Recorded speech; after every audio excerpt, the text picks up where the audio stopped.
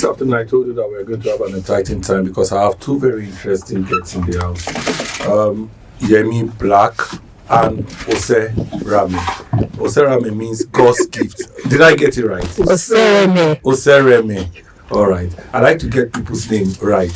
And if you love Nollywood, I don't need to introduce the two of them to you. Yemi has done so many movies, exciting movies that you can remember. And of recent, if we've been asking you to watch Baby Farm, and if you have watched Baby Farm, if you have watched Three is a Match. If you have watched the popular Love in Every Word. You understand? You will know the person I'm talking about. Today we're going to be talking about a lot of things in Nollywood, how Nollywood works, and especially as it concerns discipline in Nollywood. I'll start with Yemi. I remember that when we had ladies first after men. When we had Uncle Bimbo Manuel in the studio, who spoke about discipline, and he said he was very worried about indiscipline in the industry, especially about with the young Nollywood people who never keeps to time. So I asked him a question: how does he cope with it? And he gave me one of the answers he gave me is one of the most mature answers I've heard. So I wanted to hear your own opinion about it. He said he doesn't have a problem with the young chap because the young chap is not the one that employed him. He has a problem with the producer. You asked me to come at 9 o'clock. I will agree I'm going to be there till 10 o'clock. So if the young chap walks in at 7, whatever we do till 10 o'clock, I have not breached your agreement. At 10 o'clock, I am leaving.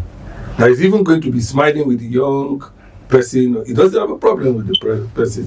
So in your case, I know we've done 1, 2, 3, 4, 5 things together, and I know that you keep to time. How do you deal with Nollywood people who have no regard for time? At the risk of plagiarism, it's very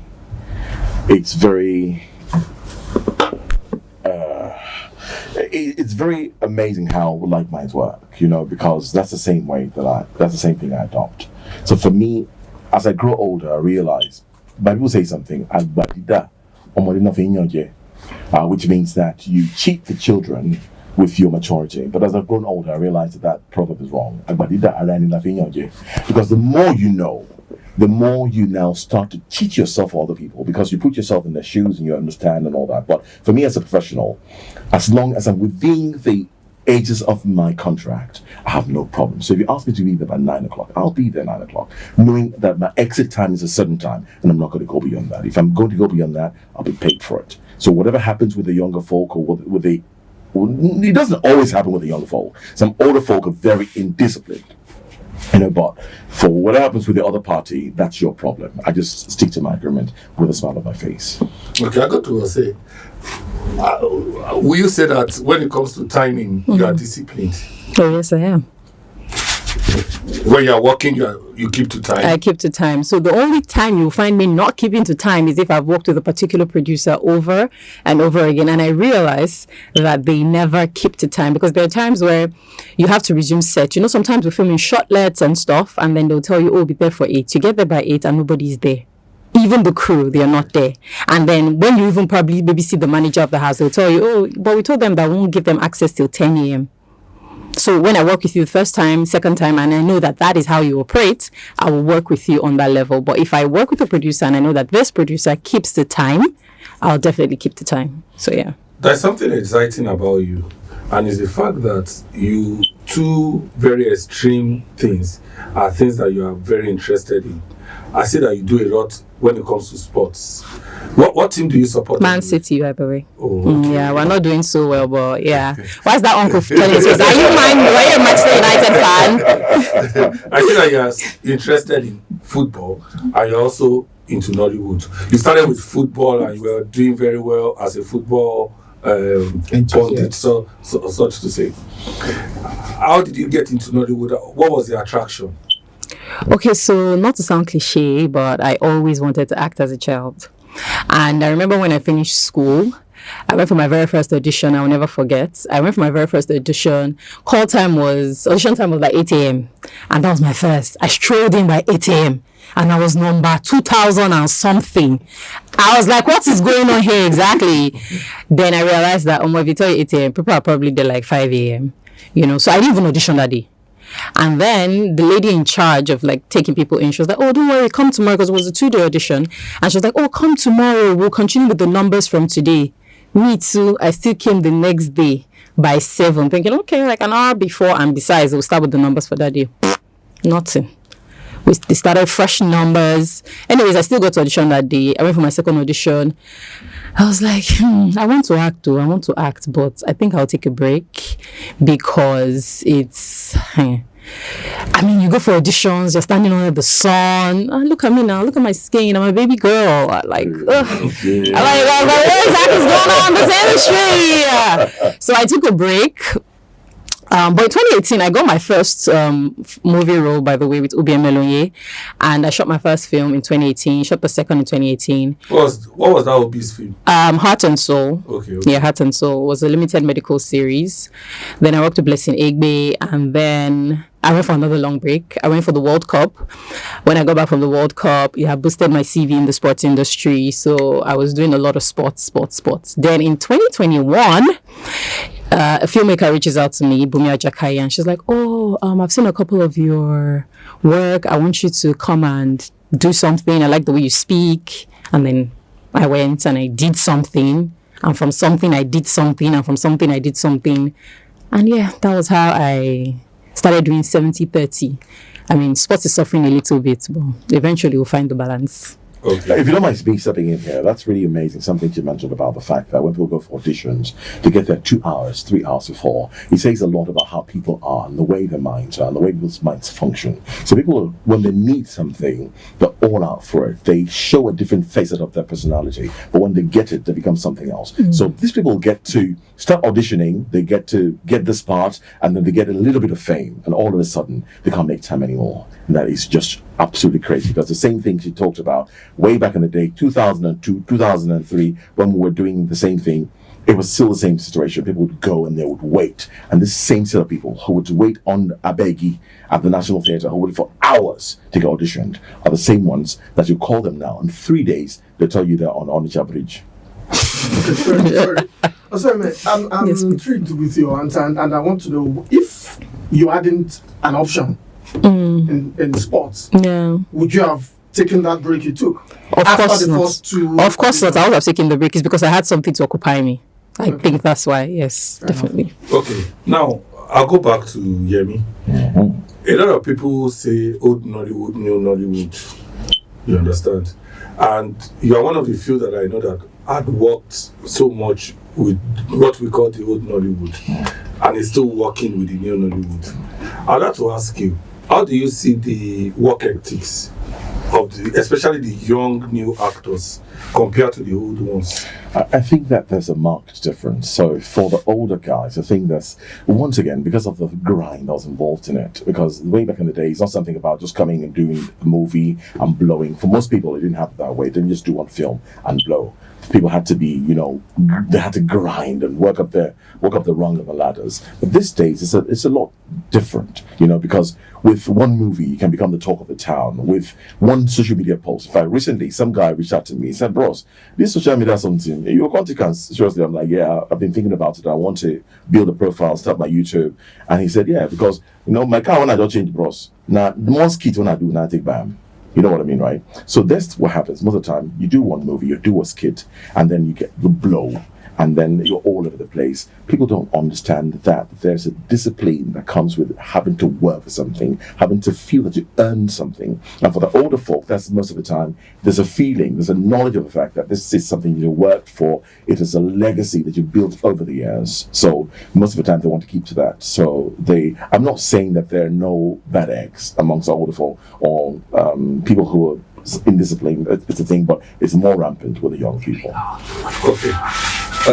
Jose, I want to ask you, when you started acting, yes, when you wanted to act, and I know that when people want to do something, they want to find a way to do it by all costs. Did you at any time in those periods encounter situation where people offered you roles and said you have to date me or things like that a lot of young people complain about because you are a beautiful woman? Did you encounter that, and how did you manage it? We go for a short break. Well, we'll give you this break one example. Girl. We had some good girl moments, so we had to do that. I mean, so I experienced that just once, and it was very. I would say I think that was even when I decided. I mean, back to your question where you even said, if you didn't have something to do, would you have? I think I would have actually taken a break. Now thinking about it, because that happened, and I just thank God, because that happened whilst I was about to go for the World Cup. I mean, I'd already done like 2 projects, but then again, I mean, I was still like auditioning like crazy and stuff.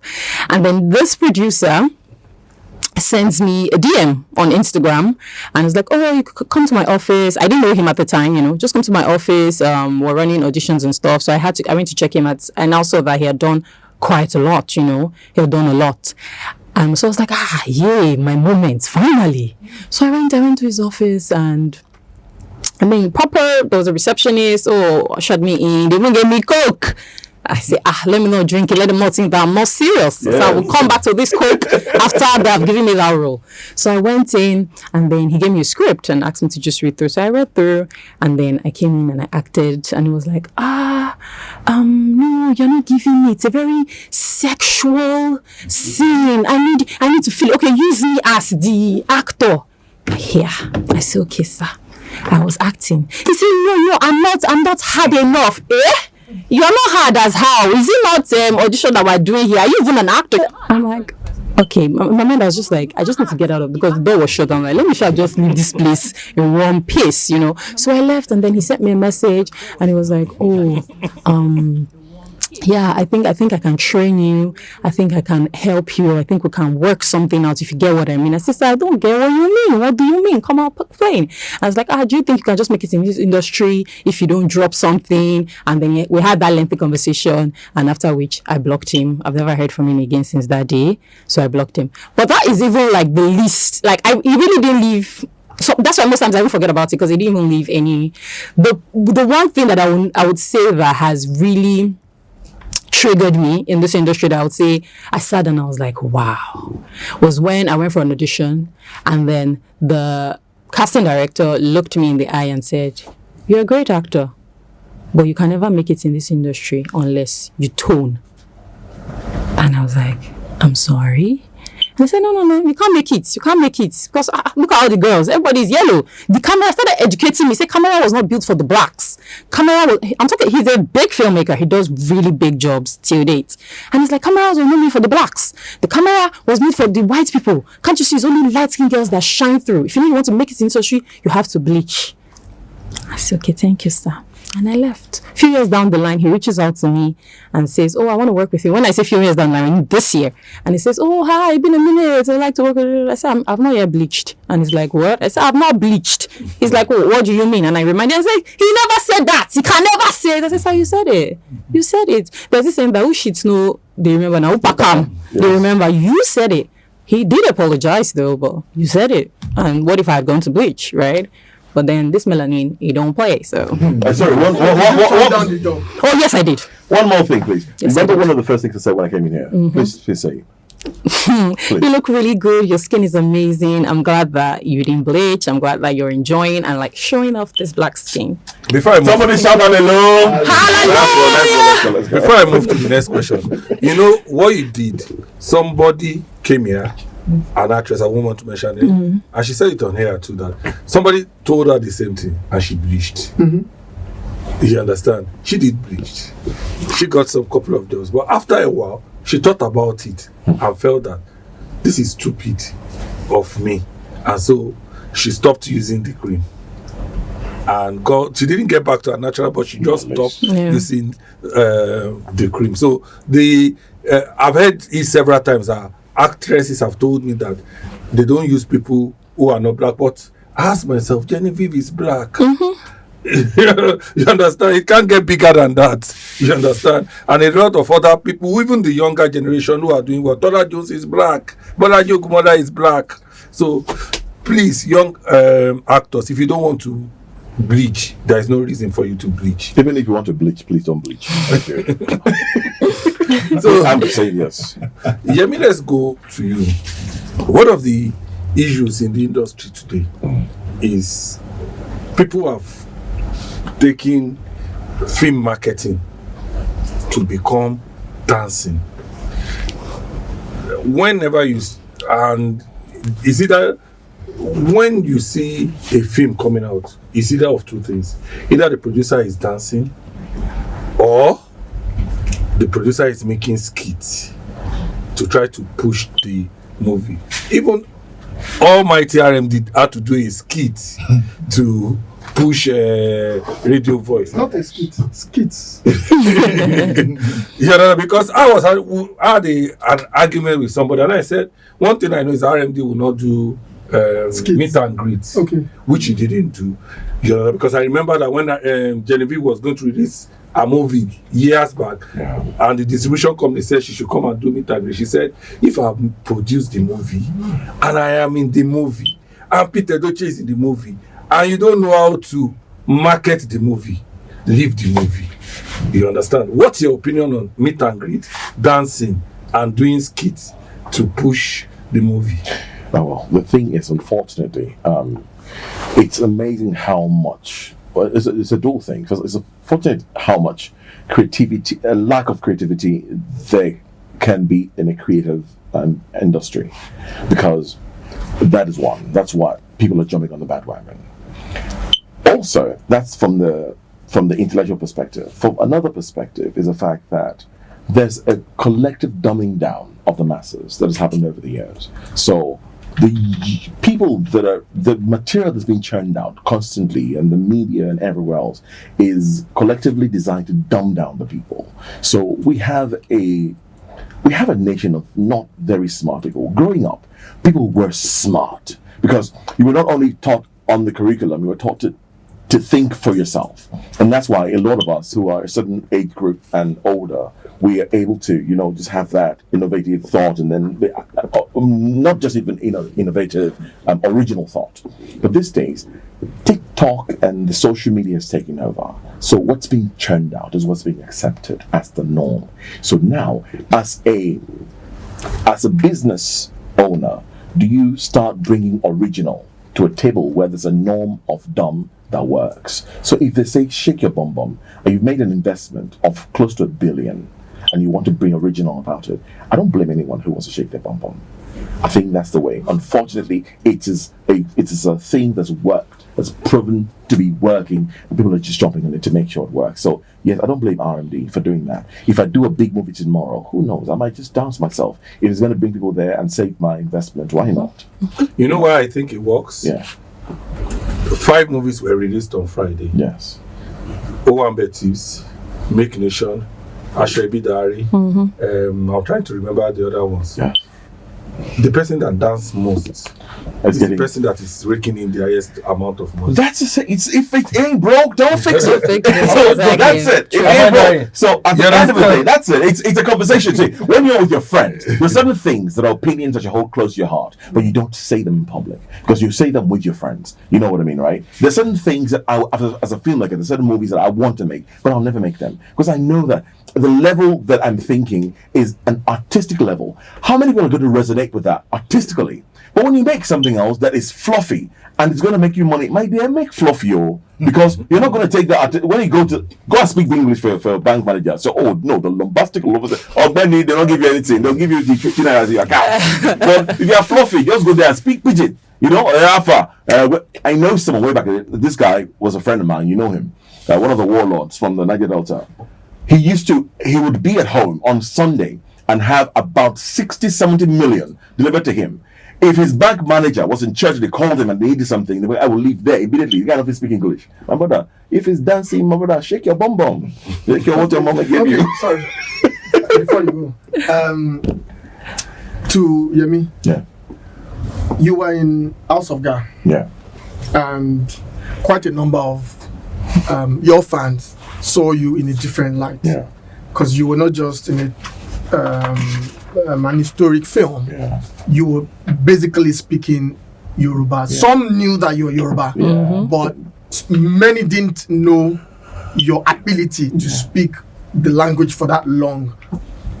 What was the experience like, one? Then two, if you had been asked to dance, for the promotion of that film, what would have been your reaction? Okay, so first of all, let it be known that in 2010, I was part of a dance competition called Celebrity Takes Two. And by the grace of Almighty, you're looking at the winner right here. So if it's dancing, we got that covered. I may just not go down anywhere. People just look at me, and you know how when you're humble, and I say that with my full chest, when you're humble, people expect not so much of you. So I'll go somewhere now. I've even as big as I've been treated in a certain way. I tell the guys, oh boy, I've done 2 black belt. It's not as in we earn it. You know what I mean, right? But so all those things, I can. So going back to your question, let's start from the beginning. With Ga, it was beautiful because they reached out to me and I read the script and I liked it. And so Yoruba, I'm like, wow. We grew up on Arelu. And all this Yokonyoni, and you know what I mean, right? Grew up on this what's his name, Abidja, and the rest of Shabumi. So even if you didn't speak Oyo, you would listen to that all the time, and the Yoruba would be ingrained into you somewhat. Let's like most of us know how to do the Indian accent because we used to see Indian movies, So for me, it was a great opportunity because a lot of my fans don't even know that I can speak Yoruba in the first place. I wonder why. But I loved it. I loved a chance to be able to be in that situation, and then I also love period pieces because I just love to resonate with the past, to understand how people were and how they've molded us into what we are at the moment. So it was great being in that environment, in that situation, and just being a part of that. And honestly, if they asked me to dance to promote the movie, I know Bonale Austin Peters, as in I've worked with her one time, and the things I heard about her were all true. Her leadership style is amazing, impeccable, if I may. Her personality is beautiful, and I'm not saying this because I was paid. We don't talk, apart from work. But I watched her as a human being, just an amazing person. So if you'd asked me to dance, I know it wouldn't have been anything tarty, it wouldn't have been anything classless. It would have been a nice, maybe Yoruba dance. I would have been articulated well, and I would have been proud to be a part of it. Okay.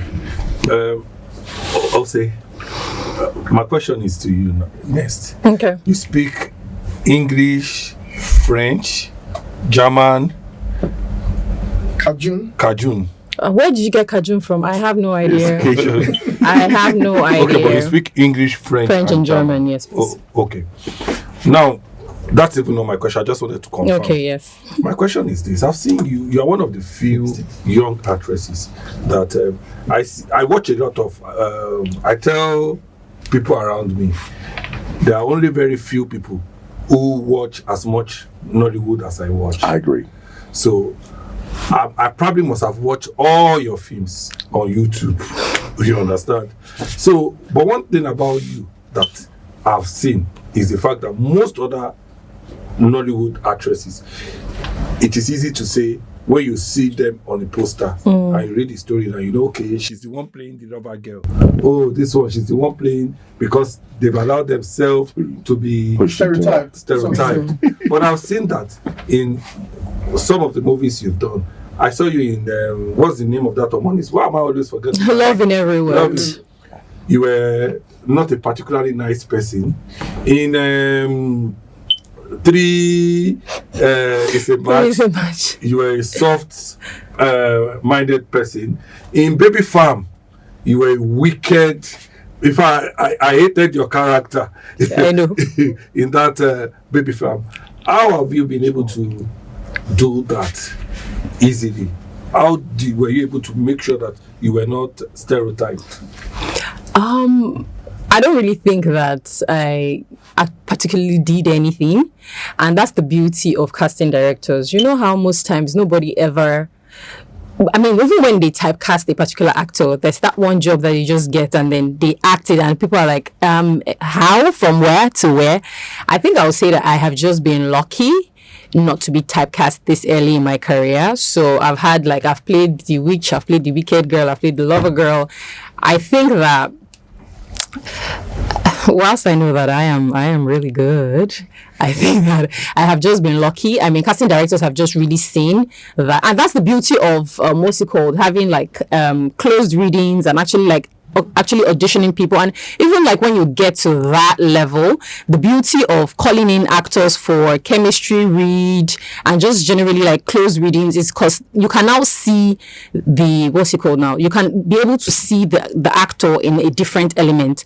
For Baby Farm, when I got the email to come in for the closed reading, I wasn't going to play the wicked girl. They had given me another character. Right. But when I played that, the casting director had asked me to wait behind. So I waited, and then he gave me another script to read for the character which I ended up playing, which was Aisha. So I walked in, played what I needed to play, but the casting director saw something else. So I think it just helps that. I also think that it helps that as actors, you should not, and that's one thing I try not to compare Nollywood to Hollywood a lot, but if you look at Hollywood, their actors are not, I'm looking for the particular word, they're not built a certain way. They're like a canvas. You see most of the female actors, the male actors, they're not like, I was watching an interview where the guy Aquaman Jason Mamon or something like that, he was saying that he only goes to the gym to buff up when he needs to buff up for a role. That's not how he's built, right? After a particular film, he goes and he just chills. When they need him to buff up or become muscular, he comes that way. So I think it also helps as actors that you are just, I'm not saying you shouldn't gym or work out, but be a canvas that can be molded into any character. It's like when they want you to play a young girl now and you're already, I'm not saying it's a bad thing to be endowed, but if you had gone to enhance your body, right, it already removes you from that. You can't play the little girl, you can't. So it helps as actors to just be a canvas, and I think that way you won't be typecast. They'll be able to like give you like different scripts to play out. Let me ask you my last question on Baby Farm. Okay. You are from Edo State. Yes. A lot of times, I don't do profiling, but a lot of times I've been a lot of bad stories talking about such things coming out of either Edo, Delta. Yeah. When you saw this script, did they in any way, were you related to something you've heard before or seen before? So not directly, but I know that for the baby factory in church years back, there had been a lady who had come to give a testimony of how she escaped a baby factory. So when I got the script, I no longer attend that church. But when I got the script for Baby Farm, I went back to church, particularly that particular Sunday because I wanted to see her, So I spoke to her about it. I asked if she was comfortable, just walking me through the experience. And she spoke to me about her entire experience in the factory, which in turn also helped me portray the character better. So when you say relate, or if you like, not necessarily, but I know that I know someone that has actually experienced this. She escaped a baby farm. So yeah. Okay.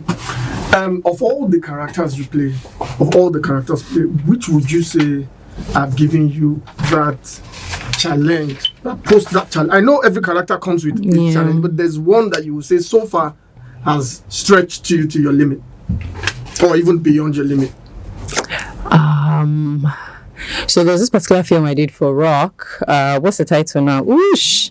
Why has that title skipped my head? I can't remember the title right now, but I did it for Rock, and I had played this character that was supposed to be on the wheelchair.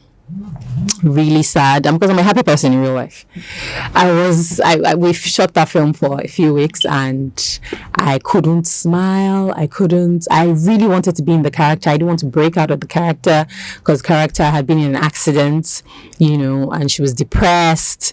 So it was really challenging for me, as easy as it might have seemed, just sitting on a wheelchair. It was very draining because even when the director would say cut, I had to remain in character for the film was 80 scenes. In 72 scenes, I was crying.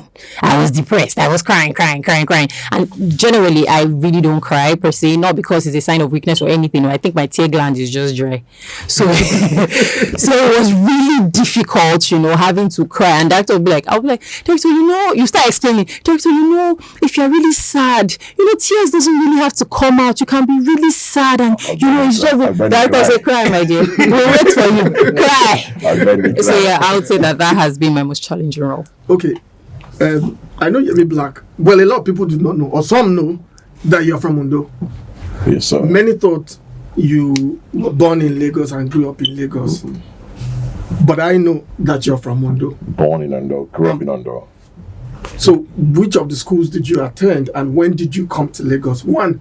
Then two, I've had a conversation with a mutual friend of ours who said, can you ask him how many times he has left Nigeria and why he speaks the way he speaks? Okay.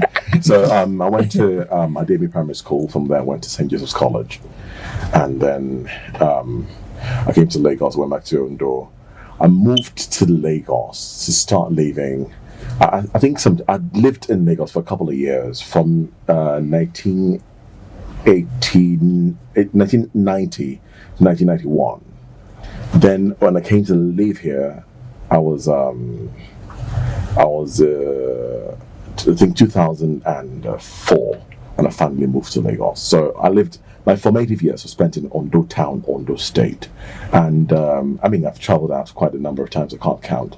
I mean, I can count, but I mean, it's going to be a process. But I never lived in England for a stretch like 10 years or 5 years. So my father studied in England, and my father was a writer, and my father was very intelligent. I know everyone likes to think the father is, but with my own case, it was actually very embarrassing because his friends would see me and I'm like, you're talking about your son. Are you as intelligent as your father? I said, no. Come on, shoot me. Because there was that guy who was in double scholarship. He went to England in the early 50s with a double scholarship, you know, all that, like, why? Anyway, so that for me and his friends, I like the fact that they live their life in abundance. So when they sit down together and they're sharing their song and they're having conversations over a couple of drinks, you know, the Ondo men with proverbs and deep Ondo can share when they revert back to their days as boys.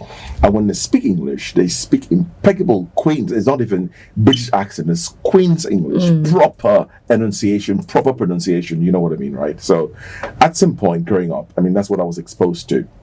And then I told myself I'm going to end up doing this because I always wanted to be an actor, and I said I'm going to be in a public space where I'm going to have to communicate in the lingua franca of Nigeria, so I'm going to have to learn to speak properly. So people say, oh, you haven't. I said, no, I don't have a British accent.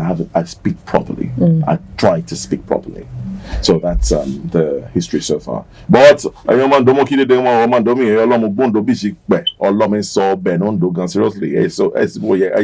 you have to make sure buy somewhere.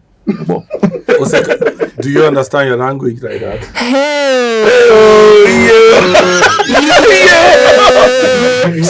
Say yo in French. Yo. Mamerio. I don't understand my language like that too. But I understand Yoruba, Sha. And the only reason why I don't speak Yoruba, because my secondary school, I was trying to speak Yoruba. I schooled in Ibadan, by the way, for secondary school. I went to boarding school in Ibadan. And I remember countless times, Command Secondary School, okay. Ibadan. School. Yes, thank you so much. And I remember several times, if I'm speaking Yoruba, like the Conk Yoruba people, they will say, I beg Joe, stop spoiling our language. You're speaking it with phone, like you're speaking with phone, that stop speaking. And that's how I just zip my mouth and threw the key. But I understand. Okay. So it's been very interesting having the two of you together on the program. I'm going to end it this way. The two of you are going to tell us which of your projects we should look up to. You're going to tell people that which of your projects they should look up to watching later the year. That you have short, working on, or even maybe it's personal project. You go first, ladies first. Thank you. So since we're on the topic of language, I went to Abeokuta and we shot. So I have a film coming out in the cinema, Ewo. And I spoke Yoruba. Hey! I spoke Yoruba, even though like they were taking my takes, like 20 takes, because the dialect coach was like, he's not giving. But I spoke Yoruba. Who produced it? It's what's it called now? Fulfillment Nkwacha. I don't know if you know her, but she was the EP of the film. Okay. And yes, I spoke Yoruba. So that's one project I'm really looking forward to. But I've got a couple obviously coming out on YouTube later in the year. There's a particular one I'm currently filming with Bearden Stevens. Today happens to be my off day, Miss Clara. It's a very important story. It touches on drugs and the effects. So yeah, I really want people to look out for Miss Cara coming to Build on Stevens TV on YouTube later in the year. And it will in the cinema. And please try not to judge my Yoruba too much. Thank you. We'll listen. We'll only judge with our friends. So, for me, please watch out for Badagry. It's just shot recently. It's coming out soon. And also, of course, watch out for Glamour Girls, which is going to be... were you there? No, okay, because, I mean, a lot of people in there. So, Glamour Girls coming out sometime soon. And also, for me, going to start my YouTube very soon.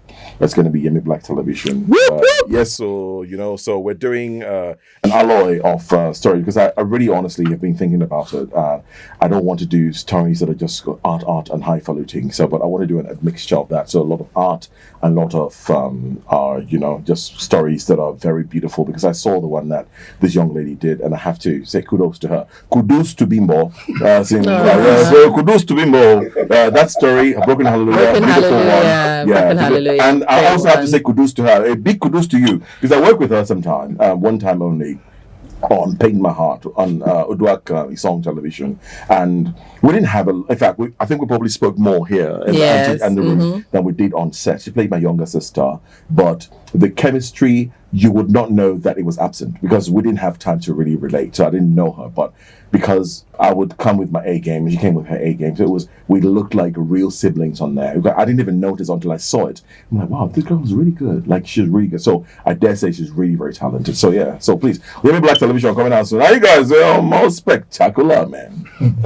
Thank you so much for listening. And remember, a lot of Nollywood movies are still in the cinema. Labake Olododo is still in the cinema. Owambe Thieves is in the cinema. Ashwebi Diaries.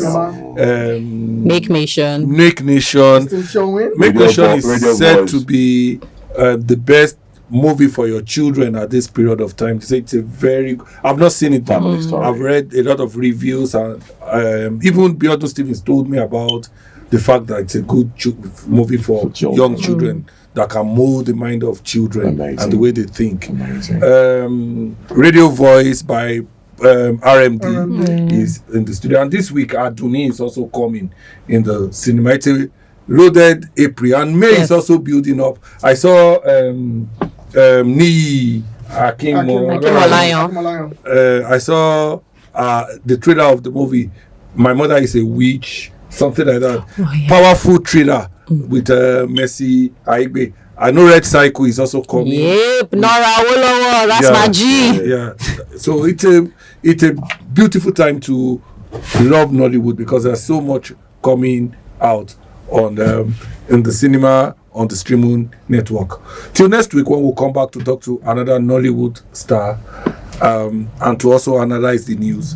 Keep watching Nollywood movies. Thank you for listening, and thank you, Yemi, and also finally. The two of you, I should say, finally. Because we've been on this for a minute.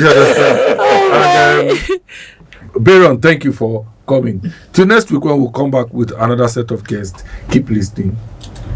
And don't bleach.